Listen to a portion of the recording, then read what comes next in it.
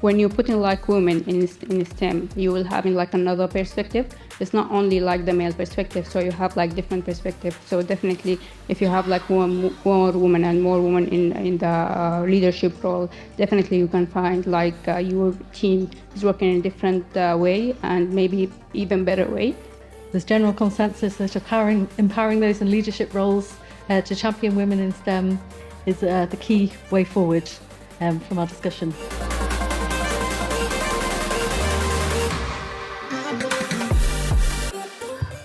Good afternoon, I'm Hannah Dolan. I'm the Senior Manager for Advocacy and Alliances for Nexperia in the UK. Thank you, Gunny, for inviting me to chair this panel on future talent, attracting and retaining more women in STEM roles. Shortly, we'll hear from 4 professionals about their experiences, the barriers they have overcome, and what more can be done to attract more women and more diversity into the talent pool for STEM careers. Firstly, I've got a question for you, the audience, to kick off this discussion. So our question is, how best can we boost inclusion for women in STEM in the related sectors and support women to take on leadership roles?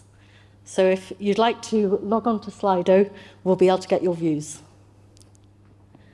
So thank you everybody for joining us on the panel today. I'm really excited to hear about your experiences as women in STEM roles. Perhaps Nagam, we can start with you.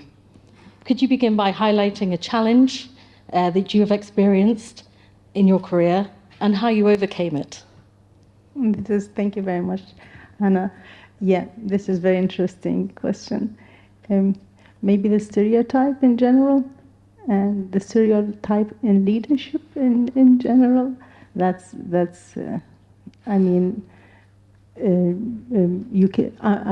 most of my professional career in academia.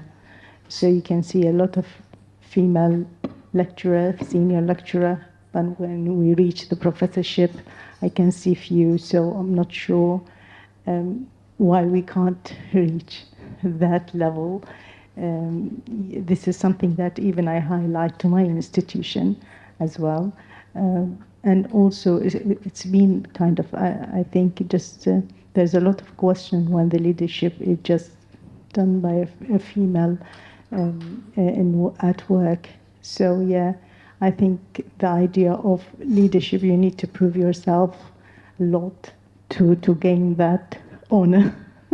Absolutely. And Sarah, you come to this from a business perspective.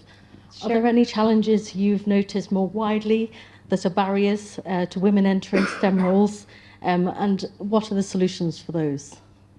So, generally speaking, there's probably quite a lot that comes from being in a male-dominated environment. Definitely when you're younger and newer in your role and you don't necessarily have the confidence, you're still working on building that.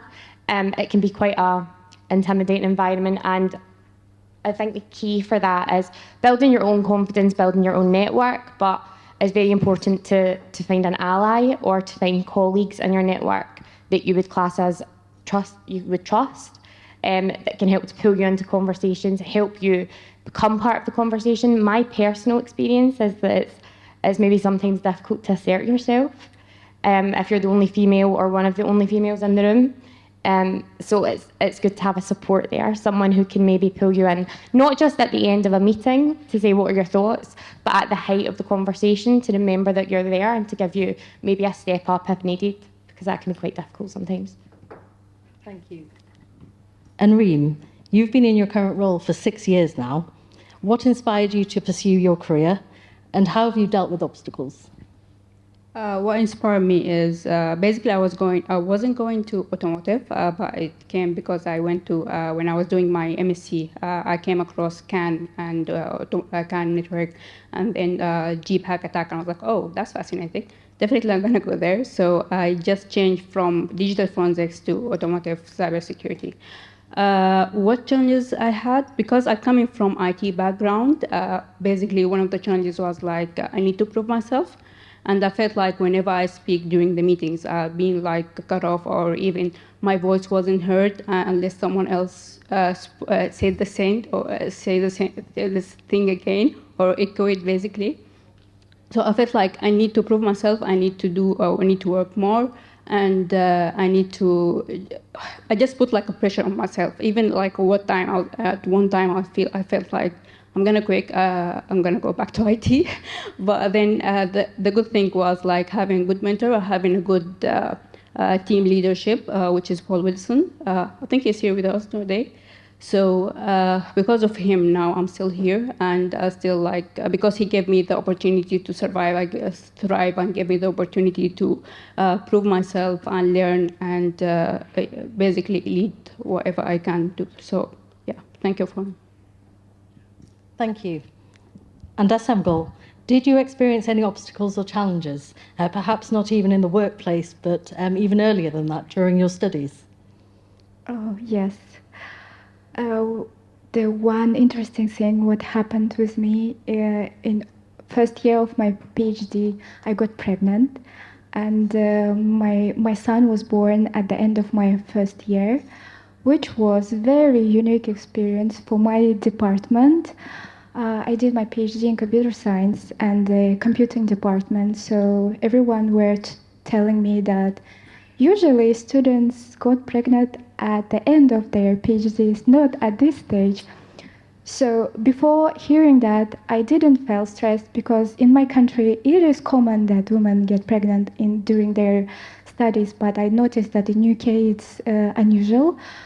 So, but also I'm there as an international student. I was there only me and my husband.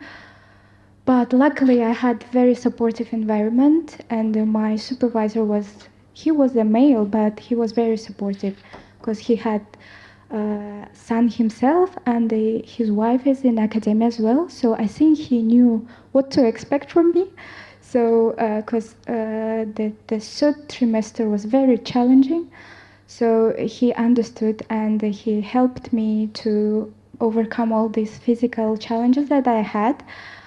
But at that time, it was very stressful because I felt that I'm behind of my peers because most of them already published their first papers where I was handling all the diapers. So that was a challenge. But when after COVID, when COVID finished and we came back to the office, so I had twice more energy with support of my husband and the son.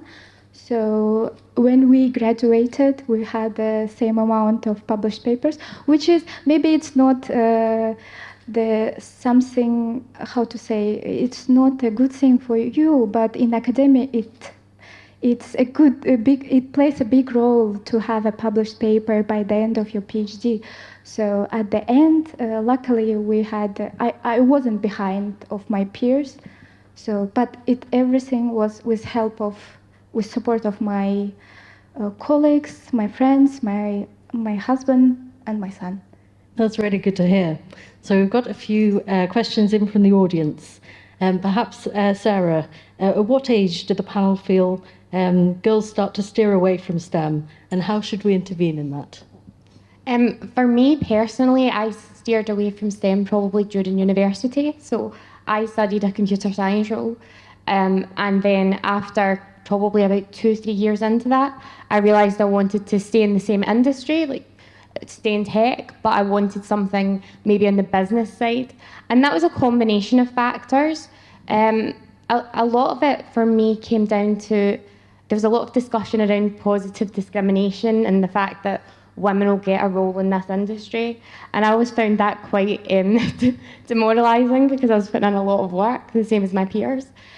So it was probably the small, what you would call microaggressions that turned me off. So very, very small remarks, but constant, that kind of chipped away at your confidence or your motivation.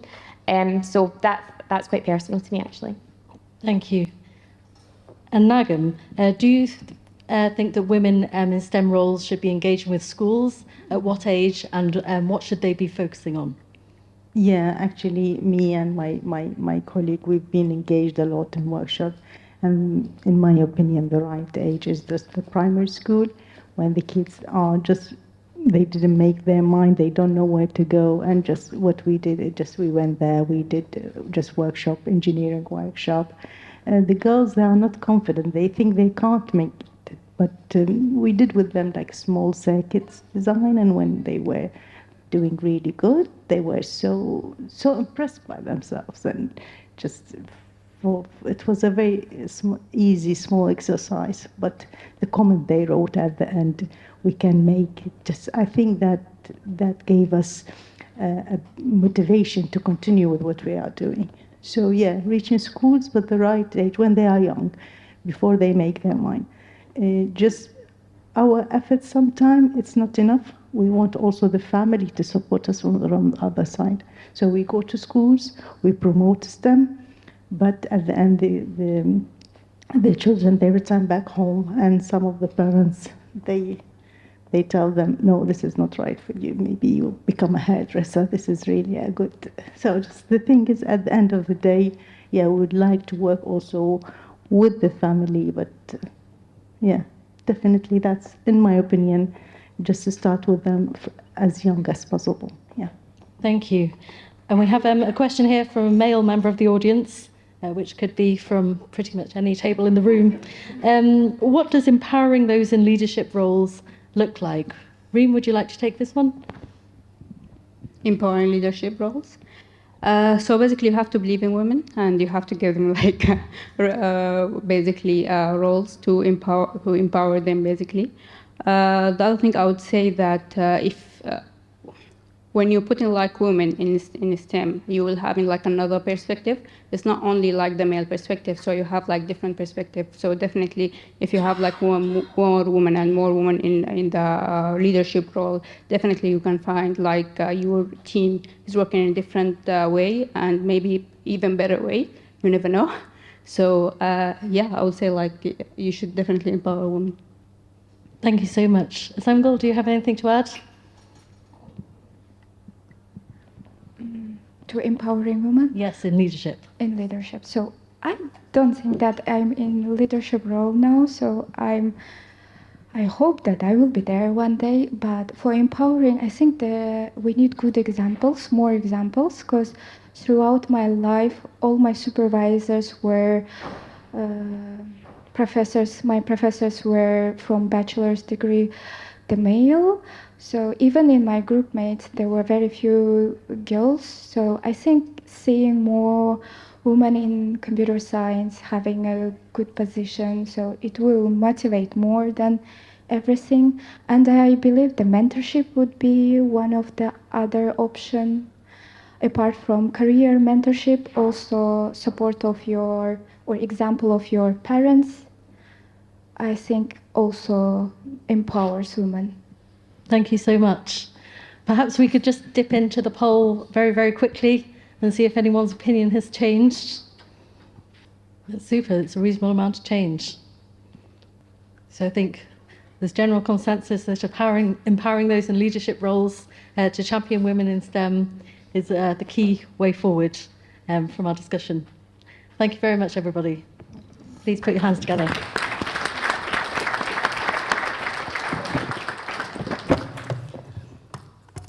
I'd just like to introduce a group, I'll just keep you a moment longer, that's very much focused on the topics that we've just discussed.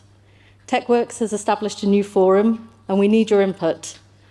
Women in TechWorks is a women-led initiative to grow awareness of the topics that affect women, in addition to building support for industry members to address these challenges. The aim of the group is to inspire, connect, and empower women across the entire technology value chain, from design to deployment. I'm co-chair of the group, along with Jenna Hushka. Details of Gillian Hughes is up on the screen. She's organising this group. We're currently running a survey which provides you with the opportunity to shape the forum to support you in the most appropriate way. The group is national and non-discriminatory. We very much welcome male mentors who champion women in STEM roles. So please, if you're interested to learn more, do join us, share your experience with us. We'd be delighted to meet with you, and we look forward to having a full launch in person later in the year. Once again, thank you to the panel.